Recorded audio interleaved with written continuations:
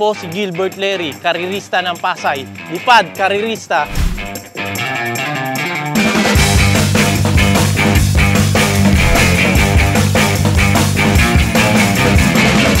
Dati, ang unang loop ko is nasa baba lang, sa tapat ng bahay namin. Ang problema lang kasi, pag yung loop mo is nasa baba, arriving na, galing karera, yung ibon natin is tumatambay pa sa taas ng bubong.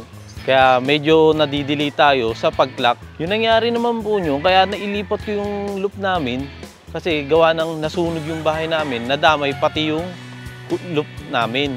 Actually, mas maganda yung naging pauwian nung nailipat na yung loop sa taas Kasi hindi na siya tumatambay sa bubong, diretso na siya sa loop. Kasi napalakihan na yung loop, tapos yung landing board, napalakihan. Mas mabilis siyang nakakapasok at hindi ka na kailangan maghabol pa sa oras. May pagmamalaki ko sa loop ko is yung nakakagalaw na maayos yung mga ibon, tsaka yung hindi sila hirap sa pagpasok. Hindi gaya dati nung nasa baba pa yung loop, nahihirapan sila pumasok gawa ng marami pa silang dinadaanan kasi nasa baba yung loop. Ngayon nasa taas na yung loop, diretso na sila pagkagaling sa karera, diretso pasok na sila. Wala na sila ibang tinatabayan pa. 4 na linyada lang naman ang ginagamit ko.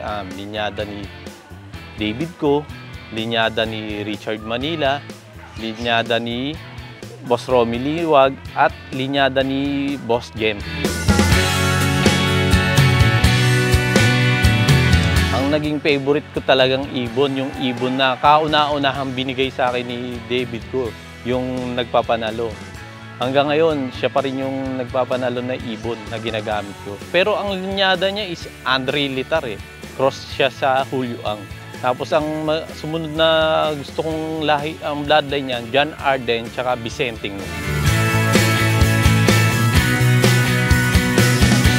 Bago ang karera, inahanda na natin yung mga kalapati natin.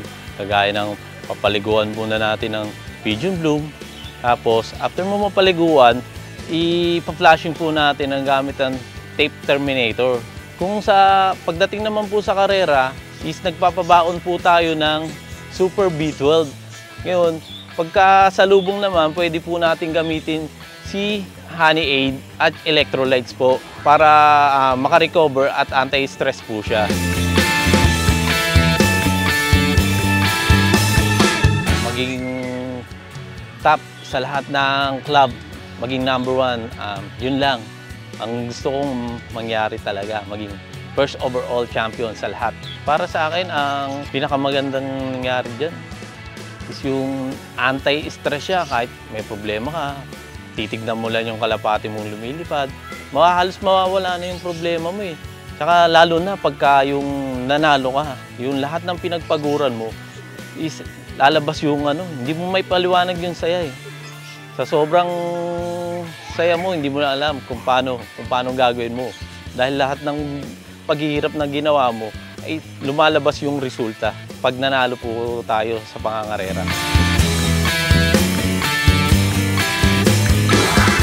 Mga karirista, maraming salamat po sa panonood nyo sa akin at maraming salamat po at sinubaybay nyo ang aking kwento.